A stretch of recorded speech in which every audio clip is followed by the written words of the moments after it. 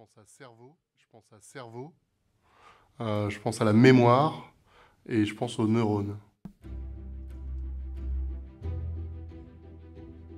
My first three words will be Africa, the other one will be intelligent, and woman. Données, apprentissage, modèle de décision fondé sur les données. Ce qui me vient à l'esprit, c'est performance et humanité. À la fois cette envie d'être les meilleurs, mais avec du sens. I think about automation, I think about scalability, and I think about dynamism. Les premiers mots qui me viennent à l'esprit, c'est bien sûr innovation, mais ensuite c'est biais et c'est données personnelles, vie privée. Progrès, opportunité, humanité, maîtrise, transparence. So these are some of the words that come to mind when we think about AI. And I'd just like to acknowledge in the room some of our partners from international and regional organizations like the ITU, the OECD, and UN-ECLAC, with whom we are working very closely to understand the parameters of what we are talking about when we are talking about AI in order to effectively design public policies and ethical frameworks in this field. So I would like to thank again all of the members of the opening ceremony, both for their inspiring words and their presence, and would like to invite them to come back and join the first row so that we can pass on to the next panel. And the next panel will be the Inter-American Panel on the Development of Public Policies of Artificial Intelligence. And as our colleagues from the opening ceremony come down, I would like to invite the moderator, Regiane Ralva Romano, Special Advisor to the Minister of Science, Technology, Innovation and Communications of Brazil, to come to the stage, along with the panelists Marcos Pontes, the Minister of Science, Technology, Innovation and Communications, and astronaut who we just heard from Brazil, Jennifer May, the Ambassador of Canada to Brazil, José Antonio Guridi, who is advisor to the Minister of Science, Technology, Knowledge and Innovation of Chile, and Diego Fernandez Montero, who is the Chief Data Officer and advisor to the government of Costa Rica. Please, as panelists, take the stage, and I am pleased to pass over the floor to Regiana.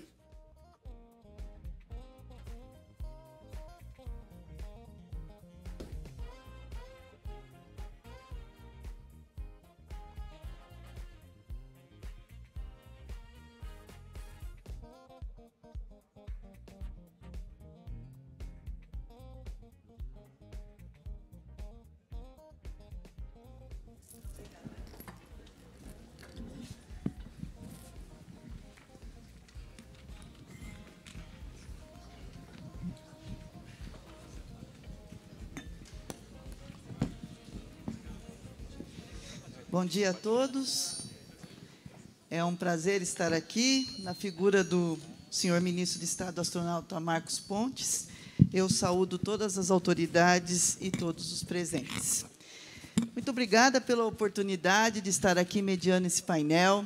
É uma honra fazer parte da história, novamente. Eu entrei na área de tecnologia aos 13 anos de idade, e agora, faz pouco tempo, eu vi toda a evolução, e numa aula de psicologia, eu perguntei ao meu professor de psicologia se um dia as máquinas pensariam. E ele disse, impossível, as máquinas não têm sentimentos, vai ser impossível delas pensarem. Hoje a gente já fica até meio em dúvida por conta da computação cognitiva, mas a parte que nós não seremos superados, certamente será pela nossa área emocional, pela nossa compaixão, pela nossa empatia, pela nossa alegria. Essa é a diferença dos humanos para essa máquina maravilhosa, que é a parte da computação. Gostaria de agradecer à Unesco, ao CETIC, ao NIC, ao CGI, ao Ministério de Relações Exteriores e aos demais organizadores pelo convite. Esta área de inteligência artificial, ela não é nova, na verdade, ela é bem antiga. Só que agora, com a capacidade de processamento das máquinas, as coisas mudaram. Tudo vai ser transformado. Nós estamos no meio de uma revolução. É a maior revolução que a humanidade já passou. Nunca nós tivemos tantas mudanças em tão curto período de tempo. O acesso à tecnologia, os nativos digitais, Toda essa parte de economia compartilhada está fazendo com que os nossos dados fiquem à disposição a um clique de distância. E esta mudança de cenário, certamente, fará com que todos os países repensem a sua estratégia para esta área tão importante que é a área de inteligência artificial. Se esses dados caírem em mãos de pessoas que não tenham ética, que não tenham dignidade, nós estaremos com sérios problemas internacionais. Então, hoje, eu tenho a honra de estar aqui num painel com pessoas extremamente ilustres. Vou ler um pouquinho do currículo de alguns deles aqui para vocês.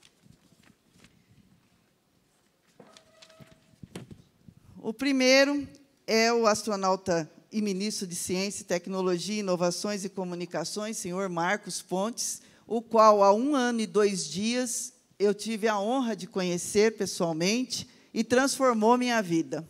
Já adorava a área da engenharia, da astronáutica, de tudo, mas depois que eu assisti a palestra dele, eu vi que se dá para sonhar, dá para fazer, e o Walt Disney estava realmente certo. É um gênio, né? Além de ser uma pessoa extremamente brilhante, de capacidade ímpar, é um ser humano inigualável. Ele é tenente-coronel aviador da Força Aérea Brasileira, é engenheiro aeronáutica formado pelo ITA, mestre em engenharia de sistemas pela Naval Postgraduate School, na Califórnia, nos Estados Unidos. É membro da turma de 1998 de astronautas da NASA, sendo o único brasileiro a ir para o espaço. Que inveja, hein? Queria ir também. Tendo trabalhado como especialista da Missão Espacial Internacional em 2006. É embaixador da Organização das Nações Unidas para o Desenvolvimento Industrial, atuando principalmente em programas de desenvolvimento sustentável, e, graças a Deus, é o meu novo chefe. Tá, obrigada. Mas é verdade. A senhora Jennifer May é embaixadora do Canadá, ingressou no Ministério das Relações Exteriores em 1990, tem mestrado em Relações Internacionais pela Universidade de Viena, na Áustria, chegou ao Brasil, muito bem-vinda, recentemente, em agosto de 2019, após 4 anos como vice-chefe da missão na Embaixada do Canadá em Berlim. Na sede, suas atribuições se concentraram na Europa em questões de segurança, atuando na oportunidade como diretora executiva de Defesa e Relações e diretora de Relações da Europa Oriental e Eurásia. E teve vários cargos nos diretórios das Relações Sul e do Norte da Europa. No exterior, ela também serviu em Bonn, Hong Kong, Pequim, Viena, Bangkok e, mais recentemente, em Berlim. Vejam que eu estou aqui muito bem assessorado. Nosso outro convidado é o senhor José Antônio Gurid. Ele é assessor do ministro da Ciência, Tecnologia, Conhecimento e Inovação do Chile, coordenador do Plano de Trabalho para a Política de Inteligência Artificial do Chile, engenheiro civil de indústrias, mestre em Engenharia Industrial e Engenharia de Sistemas, trabalhou anteriormente na Economy of the Future, do Ministério da Economia, Desenvolvimento e Turismo, onde participou ativamente do projeto conceitual e criação do Observatório de Dados. E o nosso último, mas não menos importante painelista, é o senhor Diego Fernandes Moteiro, assessor do presidente da República da Costa Rica. Ele é estatístico com mestrado em ciência política, com ênfase em políticas públicas, governança democrática, da Universidade da Costa Rica.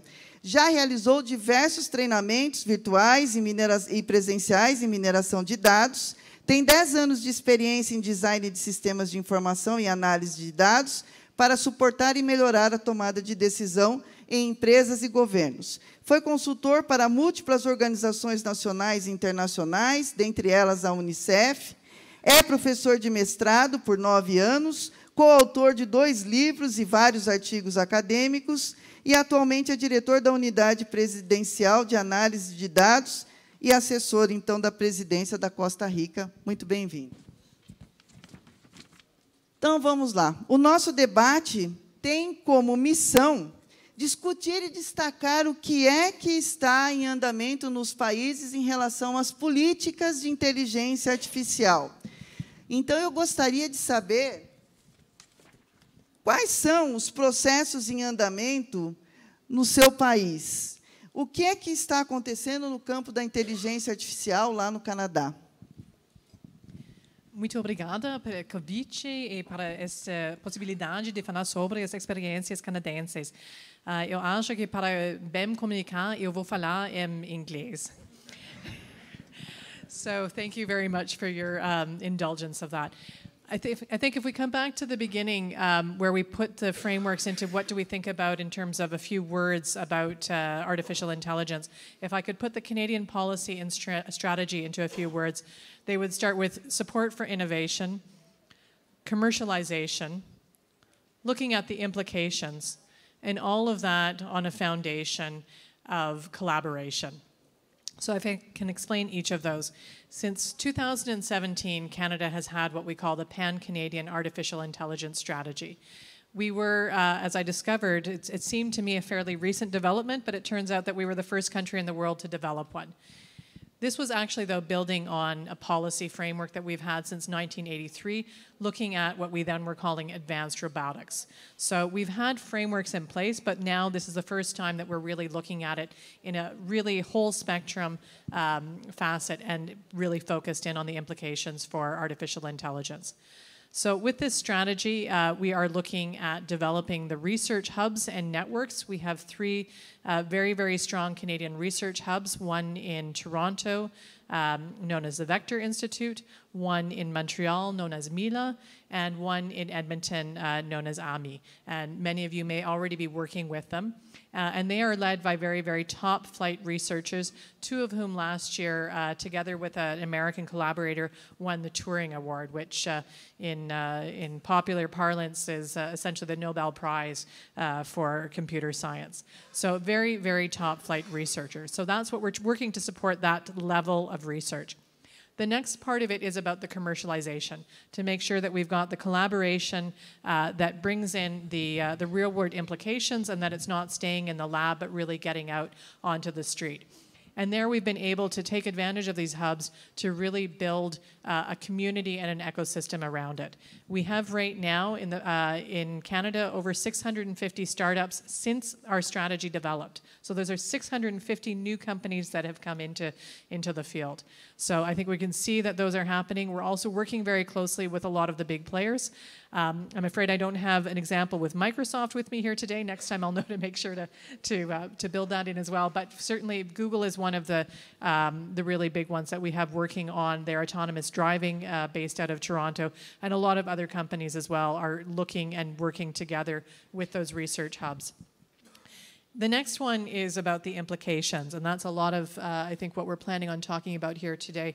Societal implications, legal implications, ethical implications, implications for the workforce of the future. What is work going to look like in an era of artificial intelligence? And that is, the government has set up recently an advisory council that brings in the private sector, that brings in researchers to look at that. But there's a lot of other initiatives that are going on as well. The government of Quebec, which is one of our states, our provinces in Canada, is very much pushing and promoting the idea of a world organization focused on dealing with ethical implications. And I think that brings me to my last point about collaboration. I'm talking as a representative of the federal government, but I think all of us here know that this is not just for governments, even at the policy framework, but it's really about bringing in the research institutions. It's about bringing in the private sector as well. And one last initiative I would like to flag is the chief information officers of different levels of government and of major corporations in Canada have recently signed a strategy policy framework on the ethical use of AI to build in from the very beginning when procurement is happening to make sure that there's an agreed baseline in terms of what it is that we're going to do when we're looking at implementing artificial intelligence solutions. So thank you. Gostaria de saber, Dr. Marcos, o que nós... Merece mesmo. que nós estamos fazendo aqui no Brasil? Temos lá o nosso Plano Nacional de IoT. Qual que é o impacto disso nesse segmento de inteligência artificial? Obrigado pela pergunta. Deixa eu começar por onde se encaixa essa nova política de inteligência artificial no país, que, diga-se de passagem, hoje nós temos o lançamento da consulta pública, né, para essa política de inteligência artificial. E quem quiser participar, a partir do meio-dia, está lá no site do Ministério, né, o link para participações e opiniões a respeito da Política Nacional de Inteligência Artificial, sendo desenhada lá por essas 3 secretarias aqui representadas: Secretaria de Tecnologias Aplicadas, Secretaria de Empreendedorismo e Inovações, Secretaria de Telecomunicações, que é responsável pelo plano também nacional, né? Nós trabalhamos aqui com a digitalização, né? Então, bom, deixa eu começar do início dessa montagem. Quando nós chegamos ao Ministério no ano passado, durante o período de transição, foi feito todo um levantamento dos problemas encontrados no Ministério, toda a estrutura,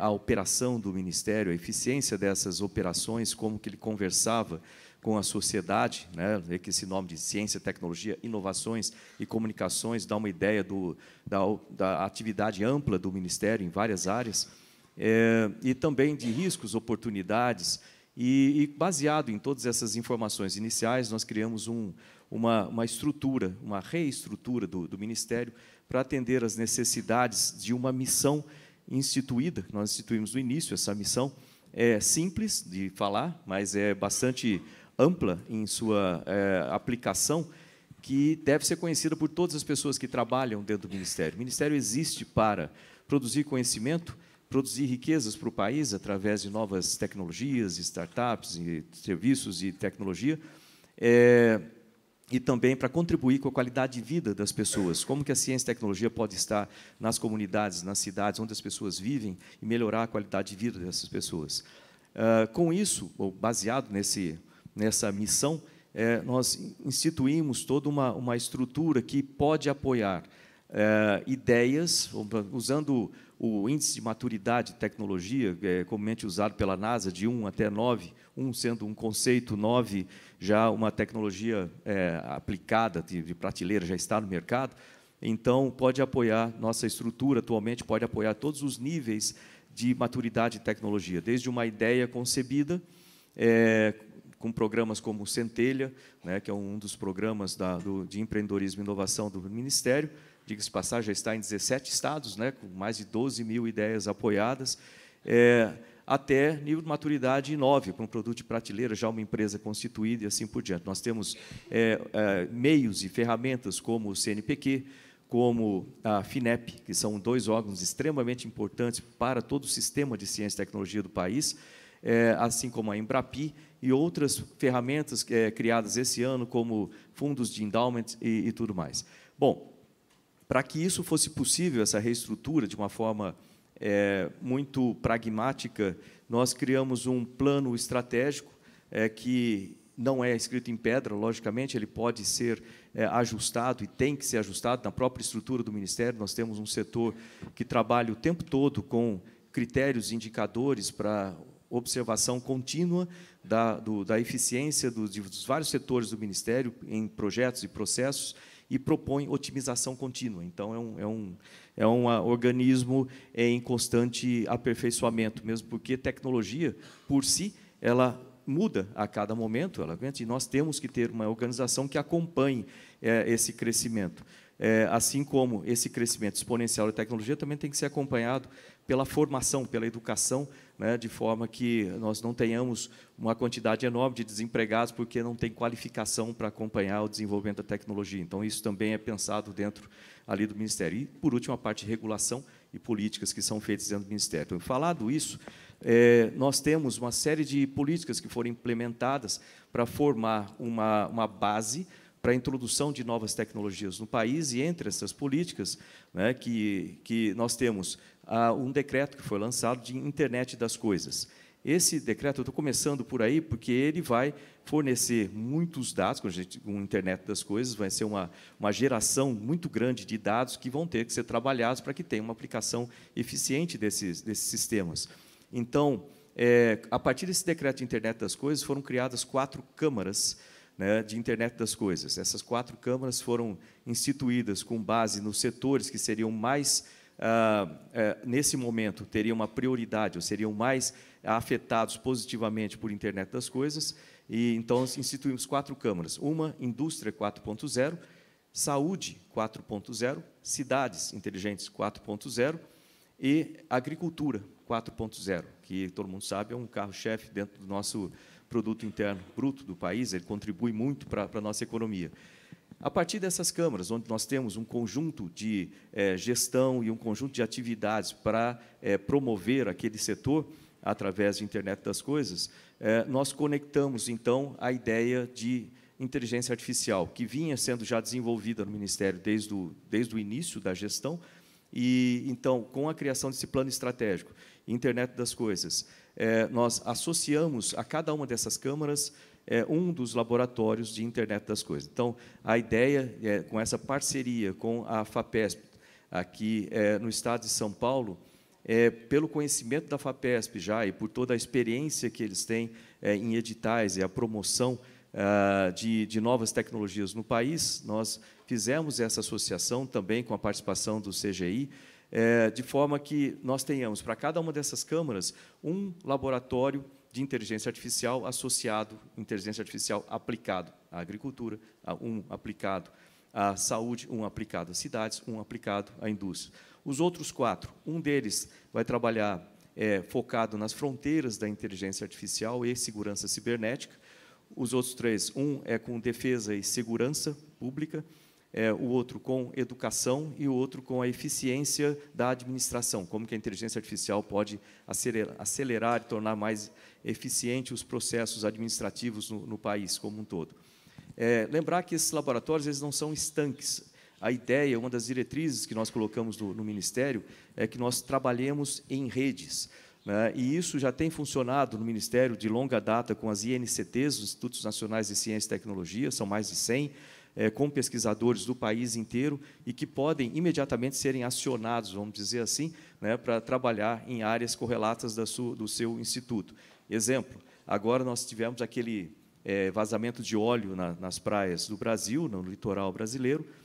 O óleo tem sido retirado, mas, logicamente, que impactos desse óleo, estando ali nas praias, têm outras consequências que precisam ser trabalhadas. Então, nós acionamos 8 INCTs que trabalham com isso, que já conhecem do setor, vamos dizer assim. Então, eles já começam a pensar em montar o inventário, vamos dizer, o que ficou de tudo isso e quais serão as nossas soluções para esse problema, trabalhando do ponto de vista de pesquisa e tecnologia. Como que a gente consegue criar mecanismos para ajudar a solucionar o problema existente e evitar problemas seguintes ou futuros ou mitigar os riscos de problemas futuros. Então, esse é um exemplo de trabalho em rede que existe já no Brasil.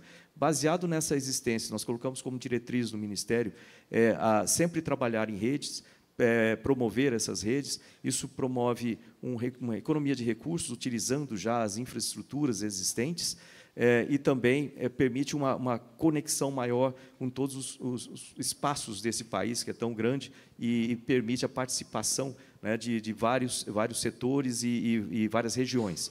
Então, com isso, cada um desses laboratórios será conectado em rede com outros laboratórios do mesmo, ou estruturas ou times de pesquisas do mesmo setor, por exemplo, inteligência artificial aplicada à agricultura, com vários locais do Brasil, vários times trabalhando em rede com esse laboratório. E assim também nós conseguimos uma aplicação de recursos de uma forma mais eficiente para acionar todos esses mecanismos. Tudo isso também é conectado no nosso programa de conexão no país. Então, nós estamos vivendo um momento muito importante de mudança nas telecomunicações do país, e eu digo isso porque, com a Secretaria do Vitor ali, nós temos um programa chamado MCTIC Conecta Brasil, que vai gerenciar a conexão, assim como o Canadá, uma área muito grande, nós temos a Amazônia, por exemplo, temos o Nordeste do Brasil, que precisa de uma conectividade muito mais intensa, vamos dizer assim, muito mais eficiente. Então, esse programa ele vai trazer conexão, os backbones, fibra ótica, para a região Nordeste, para a região Norte, com mais de 10 mil quilômetros de fibra ótica instalados na região Norte e o Centro-Oeste. Esse conjunto de ações, fibra ótica, satélites de comunicações para levar a internet de banda larga para regiões mais afastadas, mais essas ações de internet das coisas, na agricultura, na saúde, etc., conectados nesse sistema, mais a inteligência artificial, já preparando o terreno para 5G e outras tecnologias que virão, eu acho que a gente consegue conectar o Brasil, aumentar a eficiência e nunca se esquecendo, por isso que nós temos os eixos transversais, vamos chamar assim, né, em que se trata de toda a regulamentação, de toda a utilização ética dessas tecnologias e como que isso vai ser feito numa forma internacional também. Então, é todo um sistema, por isso que eu fiz questão de falar da montagem como um todo, em que se insere a inteligência artificial, né, de aplicação aqui no Brasil, e nós esperamos ter essa cooperação estendida em todos os países vizinhos e todos os outros países nessa nossa, de novo, essa espaçonave Terra. Obrigado. Muito obrigada. Estamos trabalhando fortemente. Tem muita gente que pergunta para mim, o que você faz no Ministério? Eu falei, só Deus sabe. Cada dia é uma coisa, é uma máquina de projetos. Estamos realmente decididos a mudar esse país por meio da educação, da tecnologia e dessa parte ética. Queria saber, lá no Chile, Zé Antônio, o que está acontecendo lá? O que vocês estão fazendo em termos de inteligência artificial? Primero, muchas gracias. Yo voy a hablar en español. Una cosa antes de inteligencia artificial, nosotros el Ministerio de Ciencia en Chile es muy nuevo, al ministro fue nombrado recién el año pasado, entramos en funcionamiento oficial hace 2 meses. Entonces, es un ministerio que está en conjunto de la creación de distintas políticas con el ministerio en sí. Entonces, eso también da una oportunidad a que la institución del ministerio también pueda servir a cómo se están creando estas políticas. Y en esa línea nosotros comenzamos en enero de este año trabajando en una política de inteligencia artificial, primero para plantear la necesidad de desarrollarla, para poder luego empezar a trabajar en ella en conjunto con otros ministerios. Desde su origen partió en Ciencia, en el Ministerio de Economía, en el Ministerio de Desarrollo Social y en el Ministerio de Secretaría de la Presidencia, para hacer algo que fuera más allá que solo el desarrollo tecnológico. Y en eso, finalmente en septiembre, el presidente encarga a Ciencia a liderar este proceso junto a otros ministerios más que se suman, como es el Ministerio del Trabajo o como es el Ministerio de Educación. Entonces, para hacer algo que sea transversal, dado que la inteligencia artificial es una tecnología que es transversal. Y en eso diseñamos un plan de trabajo con el que esperamos tener una política de inteligencia artificial para el próximo año, durante el primer semestre, que incluye principalmente 3 ejes. Por una parte, estamos abordando lo que llamamos factores habilitantes, que es lo que necesitamos nosotros para poder tener inteligencia artificial desarrollada de buena manera. Y ahí identificamos principalmente que se necesitan, por una parte, capital humano, y capital humano que vaya no solo a personas que tengan un máster o un doctorado desarrollando inteligencia artificial, sino que vaya desde el colegio, que los niños puedan entender la tecnología, puedan empezar a programar desde chicos, hasta las personas que se van a tener que reconvertir fruto del impacto que va a tener la automatización. Entonces, una mirada que vaya desde muy pequeños hasta donde las personas se tienen que reconvertir, pasando por todo el espectro en el camino. Junto con eso vimos la necesidad de la infraestructura y ahí se está trabajando en la conectividad, por ejemplo, en que llegue el 5G hasta la última milla en todo el territorio chileno, conectar todo el territorio chileno con fibra óptica, conectarnos a los distintos países en Latinoamérica y hacia Europa, hacia Asia y hacia Estados Unidos. Entonces se está trabajando fuertemente en eso. Y también en datos, y que al final uno de los grandes factores habilitantes de esta tecnología es la disponibilidad de datos, que sean datos bien curados, que sean datos que no están sesgados, que sean datos que sean interoperables, entre muchas otras características, y se está trabajando en eso con un énfasis muy fuerte en lo que nosotros llamamos nuestros laboratorios naturales, que son datos que muchas veces tienen características únicas, como los datos de la astronomía, que nos permiten desarrollar muchas cosas, por ejemplo, sin tener los problemas de la privacidad, que son datos que son de gran volumen, de gran calidad. Entonces estamos también identificando fuentes de datos que son únicas en Chile o únicas de la región, que puedan servir para este desarrollo.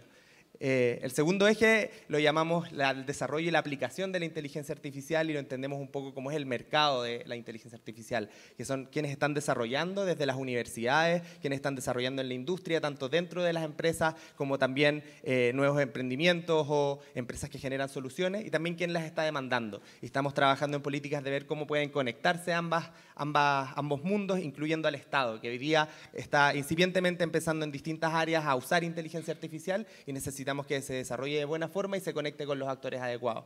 Y en tercer lugar tenemos un eje muy importante, que es el eje que aborda la parte ética, los aspectos normativos y también toda la parte que es el impacto social de la tecnología, y en particular el impacto que va a tener sobre el mercado del trabajo. Y en eso estamos elaborando acciones concretas en cómo enfrentar el problema de la automatización y no convertirlo, en que no sea un problema, sino que sea una oportunidad de transformación, y al mismo tiempo cómo asegurarnos que la inteligencia artificial se desarrolle en concordancia con los derechos humanos, cuidando a las personas y que sea centrado a las personas.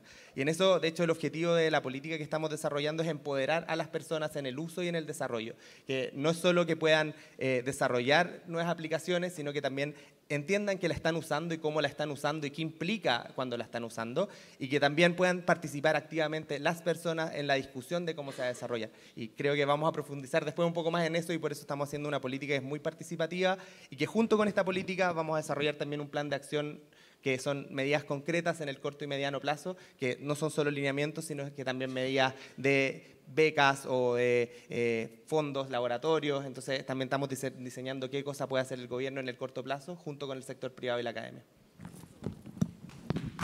Excelente, parabéns. Essa mudança é global, não tem jeito. Eu queria saber um pouquinho, Diego, o que está acontecendo lá na Costa Rica. Conta para nós o que vocês estão fazendo lá, por favor. Sí, buenos días. Primero, mis primeras palabras las quisiera aprovechar para agradecer a la organización de este evento oportuno para hablar de un tema realmente relevante en la región en este momento. Así que agradecer a la Universidad de Sao Paulo, agradecer a la UNESCO, agradecer al gobierno de Brasil, al Ministerio de Relaciones Exteriores, al Ministerio de Ciencia y Tecnología e Innovación. Para compartir lo que estamos haciendo en Costa Rica, primero comentarles, el gobierno de Costa Rica, que inició en el 2018, periodo 2018-2022, le toca un periodo particular porque vamos a cumplir los 200 años como nación. Y al celebrar los 200 años como nación, el presidente ha visto una reflexión, la necesidad de hacer una reflexión profunda hacia el futuro que queremos llevar al país. Y en eso ha planteado que dos temas son fundamentales. Uno es la descarbonización de la economía por el tema del calentamiento global, y el otro es preparar el país para aprovechar las oportunidades de la revolución 4.0. En ese sentido, se lanza el año anterior, con el liderazgo del Ministerio de Ciencia, Tecnología e Innovación, la estrategia de transformación digital del gobierno del Bicentenario. Es una estrategia, está en línea, se puede revisar, es más amplia que inteligencia artificial, incluye otras tecnologías como la conectividad 5G, como la ciberseguridad, incluye incluso la bioética y demás, todo el tema de digitalización, pero da, digamos, los pasos de corto, mediano y largo plazo que debe seguir el país en temas del uso de la tecnología. Eso es quizá, digamos, en términos de política pública, el documento más claro que lidera el gobierno de Costa Rica en esa materia. Sin embargo, el presidente también se ha planteado la necesidad de incorporar las herramientas de análisis de datos y de uso de inteligencia artificial en la toma de decisiones de política pública. Esto debido al enorme impacto que genera en la sociedad.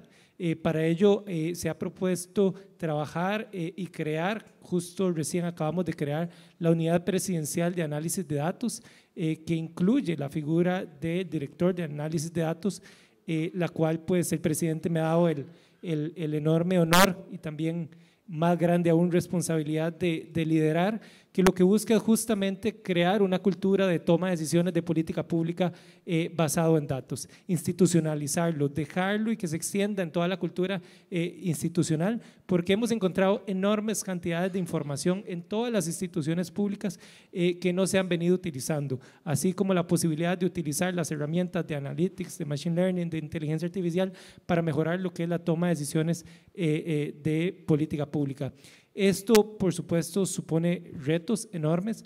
Paralelamente, debemos avanzar en políticas, por ejemplo, de interoperabilidad del Estado, para asegurar que la data fluya y se integre y nos permita realmente utilizarla para tomar decisiones, así como políticas de privacidad y seguridad de los datos. Es decir, debemos llegar a ese balance donde podamos aprovechar la disponibilidad de información al máximo nivel de detalle, incluso a nivel de personas, para utilizarlo para un bien público, pero siempre garantizando el resguardo de la información personal y un uso ético de los datos. Lo que el presidente en sí se ha planteado es la necesidad de unir dos fuentes de poder. El poder de los datos, que cada vez es mayor, y de las tecnologías de la inteligencia artificial, con el poder político. Para que ambos poderes se integren y logren impactar en las personas de forma positiva. Es integrar el poder de la inteligencia humana y el poder de la inteligencia artificial. Muito bom, obrigada.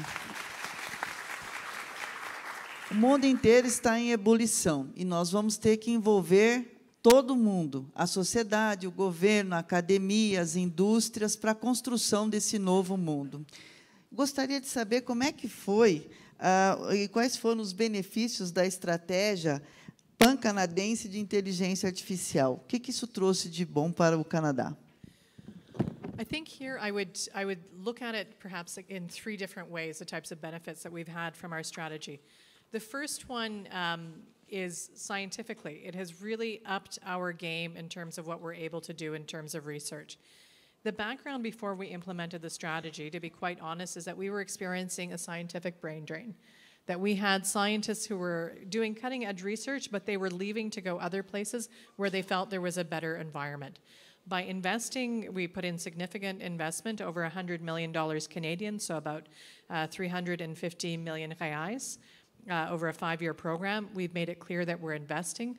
By working with the private sector and research institutes together, we are now seeing that we are getting a lot of those scientists are returning. So we're having a reverse brain drain,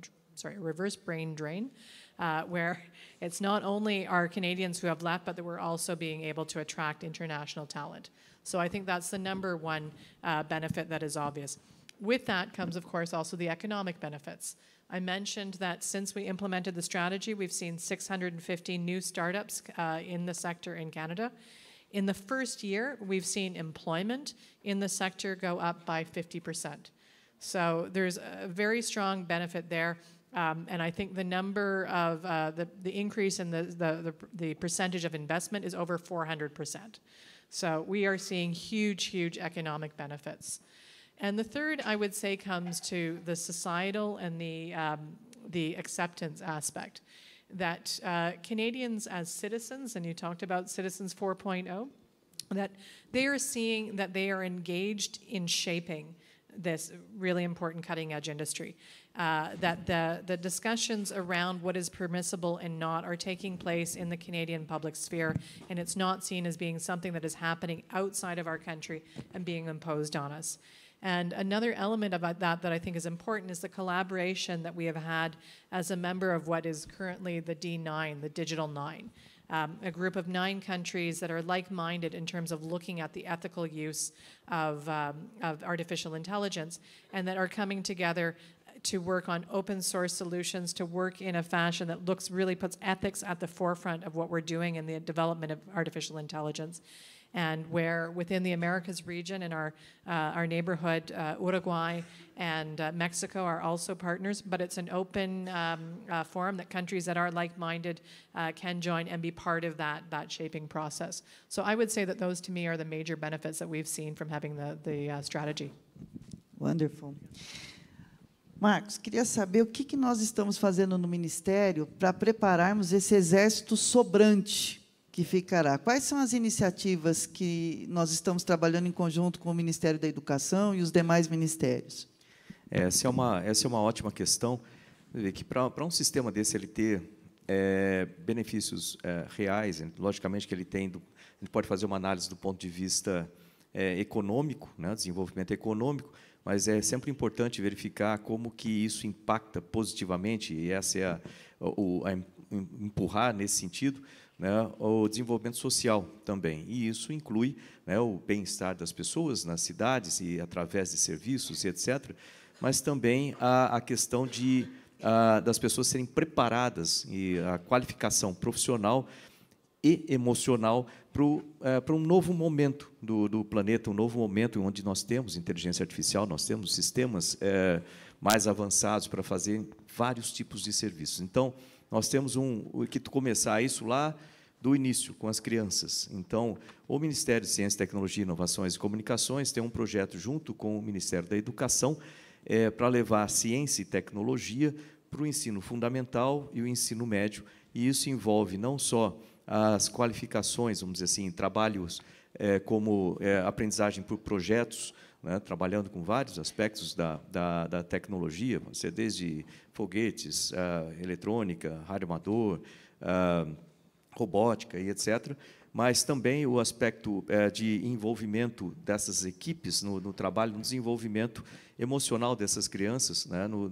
Isso, o trabalho em equipe, liderança, autoconfiança e etc. Empreendedorismo, desde pequeno. Então, esse trabalho junto é extremamente importante, assim como a preparação de professores para o setor de ciências, para dar aulas em ciências, e também competições, como Olimpíadas de Astronomia, Astronáutica, Matemática, Física, Química, Olimpíadas de Ciências. Tudo isso faz parte desse universo sendo criado para apoiar isso. Próximo passo é nós também, com o Ministério de Educação, apoiarmos a preparação técnica das pessoas, né, dos jovens que estão aí no ensino médio, partindo para a universidade ou indo na formação de novos técnicos para o Brasil. Essas novas tecnologias vão criar novos empregos, novas atividades e, ao mesmo tempo, vão desaparecer atividades e empregos. Então, esses jovens já têm que ser preparados para esse novo momento. Além disso, nós temos um exército, vamos chamar assim, de pessoas que trabalham hoje em dia em atividades que vão ser afetadas pelas novas tecnologias. Nós precisamos reciclar essas pessoas, então tem todo um trabalho sendo feito também, e é um estudo que eu já... aliás, essa semana eu estava conversando com a ABIMAC e com outras organizações também do setor produtivo, de forma que nós trabalhemos juntos em atividades para trazer essas novas tecnologias para essas pessoas que vão sair de atividades que vão desaparecer, simplesmente. Então, esse é um trabalho importante e que precisa ser feito a nível nacional com a participação de vários setores. Muito bem. Nós temos que popularizar e desmistificar a ciência, né? Dizer que ciência é uma coisa deliciosa e que as crianças também têm que aprender a aprender. Queria saber, lá no Chile, vocês criaram um projeto intitulado Inteligência para o Chile, a urgência de desenvolver uma estratégia. Quais são as iniciativas que estão sendo projetadas para desenvolver de forma sustentável e ética no campo da inteligência artificial? Justo eso nos permite profundizar un poco en cómo estamos desarrollando la política. Ese documento se desarrolló en paralelo y el diagnóstico de la necesidad de la política surgió de varios sectores. Y en ese sentido se creó un comité de expertos que es el que está trabajando inicialmente en un documento de la política, que es un comité que es multidisciplinario, no enfocado en la parte técnica de la inteligencia artificial, si bien hay miembros que sí lo son.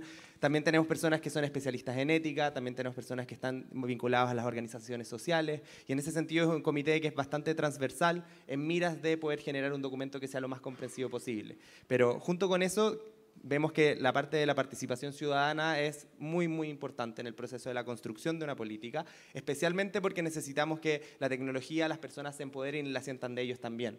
En ese sentido, tenemos presupuestado para el próximo año un proceso de consulta, pero también de mesas de trabajo sobre el documento que se elabore. Pero antes de eso también estamos terminando de elaborar un documento para que puedan existir instancias autoconvocadas, que las personas decidan de una manera en que nosotros podamos sistematizar la información, juntarse, decir qué opinan sobre la inteligencia artificial, qué creen que se necesita, y eso nosotros poder recogerlo como insumo para el comité de expertos y los ministerios en la elaboración del documento inicial. Entonces, en ese sentido estamos trabajando desde ya con los ciudadanos en poder recoger todas sus opiniones y todas sus impresiones para luego tener una segunda instancia de consulta y así sea un documento que sea co-construido entre las personas, el gobierno, la industria y la academia.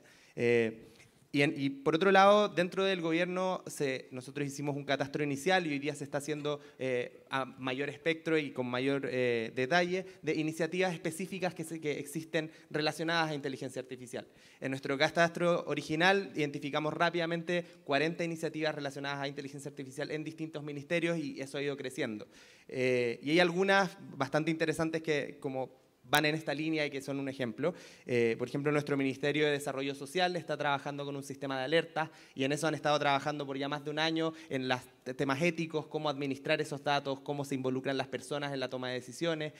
Por ejemplo, para alertar cuando niños pueden tener posibilidades de desertar del colegio. Entonces, cómo podemos alertar e intervenir antes para impedir que deserten. Entonces, se están haciendo iniciativas como esa o iniciativas que buscan enfrentarse a la automatización y en eso está trabajando Trabajo, Hacienda y Educación en iniciativas de lenguas digitales, por ejemplo, en educación, en niños de enseñanza media, o también luego en personas que se necesitan reconvertir. Entonces, tener espacios y que el salto no sea hacia otra industria con riesgo de ser automatizada, sino que pensar bien el salto hacia dónde va a ser. Porque muchas veces lo que ocurre es que están en una industria con alto riesgo y saltan a otra con alto riesgo también. Entonces, como no solo el dar las habilidades de reconversión, sino que también que sea una reconversión que sea planificada para que no corran riesgo nuevamente.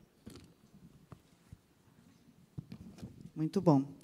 Eu sei que a Costa Rica também tem feito vários esforços na área de inteligência artificial e até lançou a Estratégia de Transformação Digital do Bicentenário, de 2018 a 2022. Como é que são as linhas de atuação na parte de inteligência artificial deste plano que vocês lançaram? Sí, en realidad el uso de la tecnología, de los datos, de la inteligencia artificial, las prioridades siguen siendo las mismas. Las necesidades de la gente, sobre todo de aquellas personas que realmente más lo necesitan. En ese sentido, las necesidades básicas, salud, educación, condiciones de vida digna o pobreza, es a donde estamos enfocando el uso de la tecnología.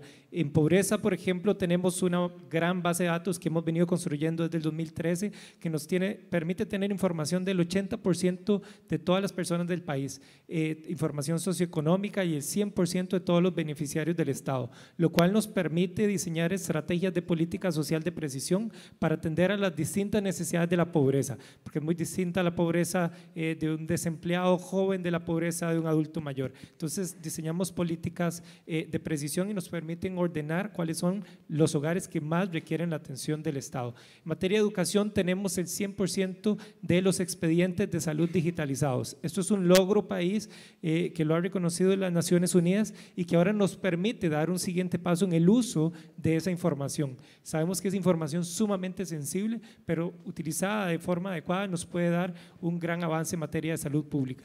Hemos tenido esfuerzos en el uso de algoritmos, por ejemplo, para manejo del presupuesto público y hemos encontrado eficiencias para lograr disminuir el uso de los recursos públicos generando un mayor impacto. Esto porque el país ha enfrentado un tema de alto endeudamiento, déficit fiscal y nos ha obligado a hacer el mejor uso de los recursos y en eso la tecnología nos ha ayudado muchísimo. Tenemos iniciativas en el campo de la educación, de la formación y de la empresariedad.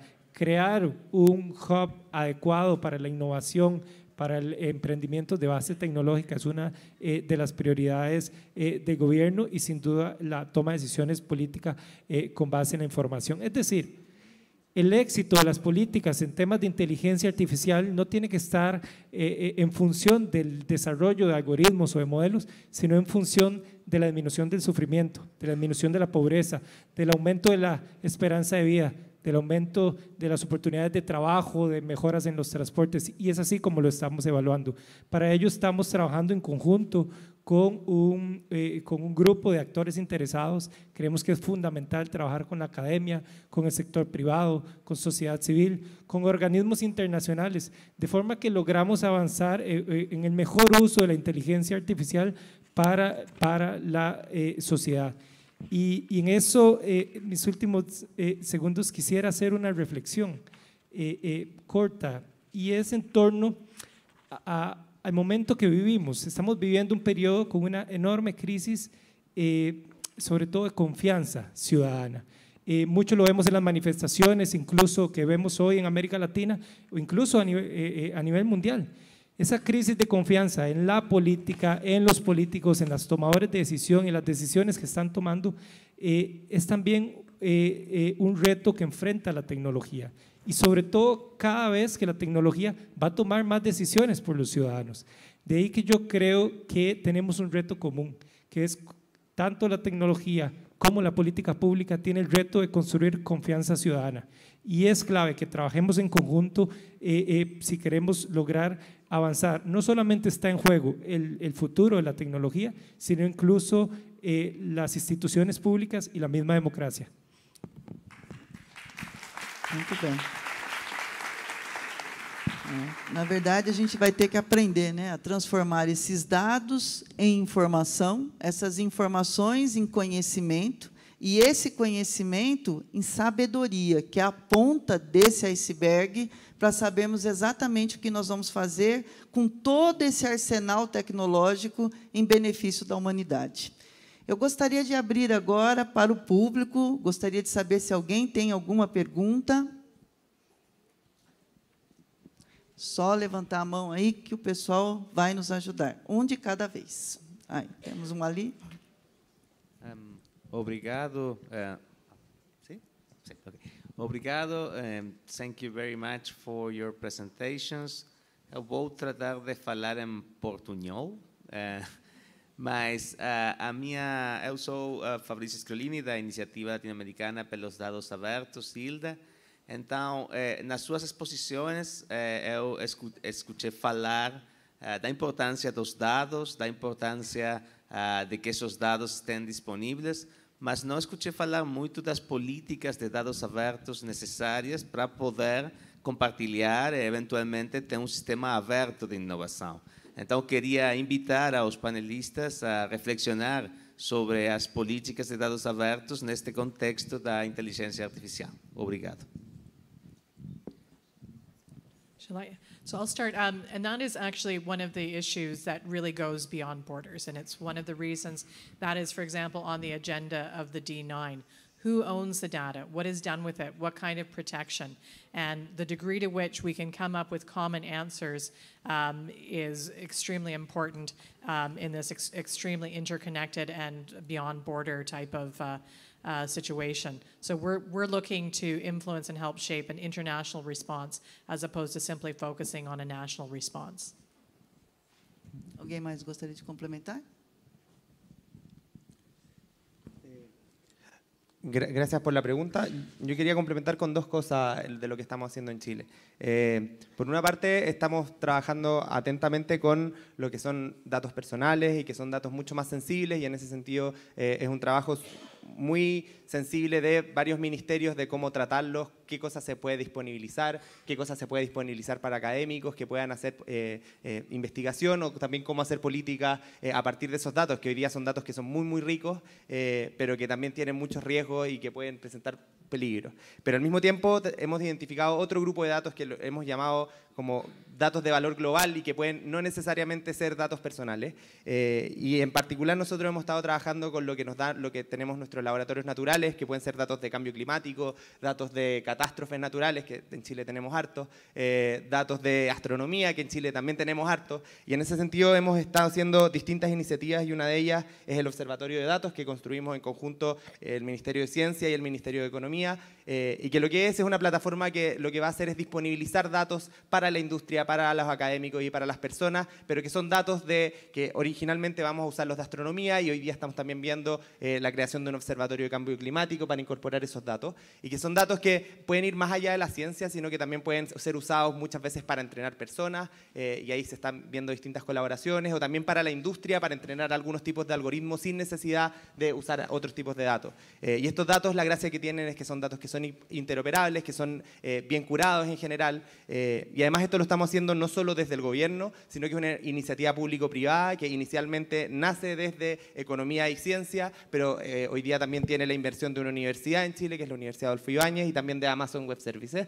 Y la idea es una fundación privada que va a ser independiente al gobierno y que va ahora a buscar colaborar como un ente neutral entre distintos actores que quieran usar esos datos y las herramientas que se construyan sobre esos datos. Y en eso estamos tratando de hacer innovaciones públicas en cómo se disponibilizan los datos, sabiendo que son algo fundamental para el desarrollo de la inteligencia artificial. Obrigada. Eu só gostaria de complementar uma coisa com relação a isso. Nós temos, no Brasil, já uma política de dados um tanto desenvolvida, e isso é graças a um trabalho intenso de um dos nossos institutos conectados ao Ministério, que é o IBICT.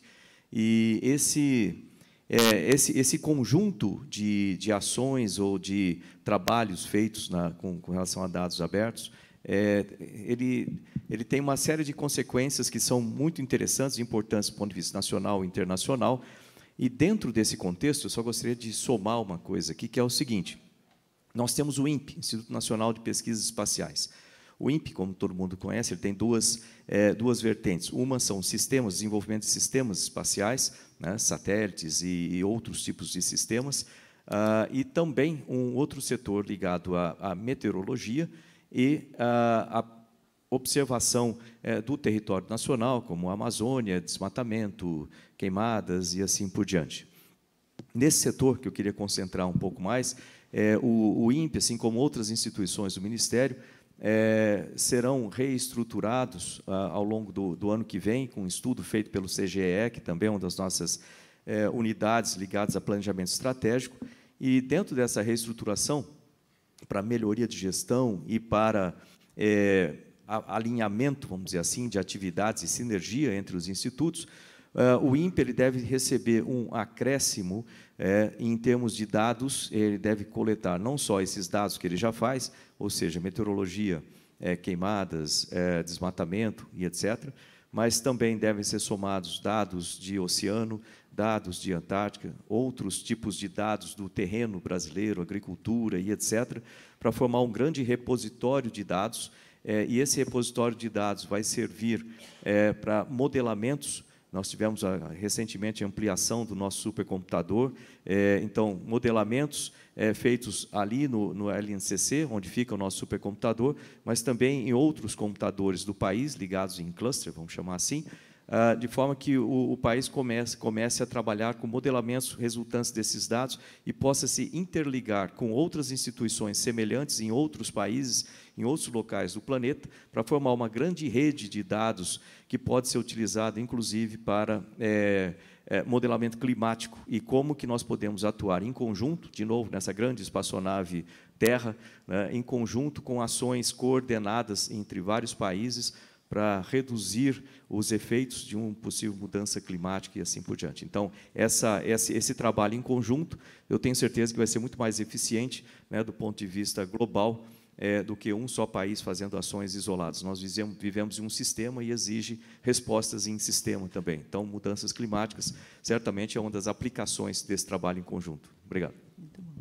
Na Costa Rica. Sí. No, agradecer la pregunta y quisiera plantear que en un contexto del desarrollo de aplicaciones de inteligencia artificial, si bien es fundamental avanzar con una estrategia o política de datos abiertos, el reto es incluso ir más allá. Es decir, cada vez que incorporamos el aprendizaje de máquina para tomar decisiones, tenemos que avanzar no solo a poner los datos de forma abierta o disponible, sino incluso ser transparentes en términos de cuáles son los posibles sesgos que tienen esos datos. Y si se llegan a tomar decisiones, por ejemplo, de política pública con alto impacto, incluso tener la transparencia en términos de cuáles son los algoritmos que estamos utilizando para el aprendizaje, cuáles son los datos que estamos utilizando para el entrenamiento y eventualmente incluso el mismo código para la reproducibilidad. Entonces es un reto complejo porque a la vez supone definir las reglas del juego, es decir, incorpora una capa normativa que es un reto porque necesita atraer a esos temas que generalmente han sido, digamos, más del campo de los ingenieros, de la informática, de la estadística, de quienes manejan los datos, traer la capa normativa de los abogados que definan las reglas de juego en el uso de esa información, siguiendo los principios de transparencia, rendición de cuentas, información confiable, para que realmente el uso de los datos sea abierto e seguro. Muito bom. Infelizmente, eu recebi o recadinho que nós vamos ter que encerrar o painel, que está uma delícia. Gostaria muito de agradecer a cada um de vocês pela participação. Gostaria de agradecer pelo convite novamente e desejo a todos um excelente fórum, que nós saiamos daqui com novos insights para realmente fazermos a diferença nessa espaçonave gigantesca que é o nosso planeta Terra. Muito obrigada e bom dia.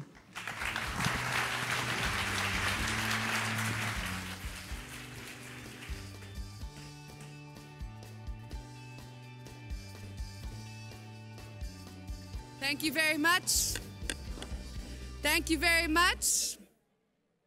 Thank you very much, Rejani, for the wonderful moderation. I just wanted to underline some of the key... Should I speak louder? I just wanted to underline some of the key takeaways here of this question of learning how to learn and the need to adopt a human rights-based and human-centered approach, as well as the need to consider interoperability and openness. And this is one of the things that we will be discussing in the next panel, particularly the work with UN Global Pulse, but also with the Global Data Commons and the AI Commons. I would also very quickly like to thank the Government of Canada for their cooperation in the framework of the AI Civic Forum, because we will be working with the Quebec Institute for Artificial Intelligence and the University of Montreal, as well as the Future Society, on these civic consultations. I would like everybody now to go outside to enjoy some wonderful Brazilian hospitality and coffee. We will meet back here in 20 minutes at 11:30 and begin with the next panel. Thank you.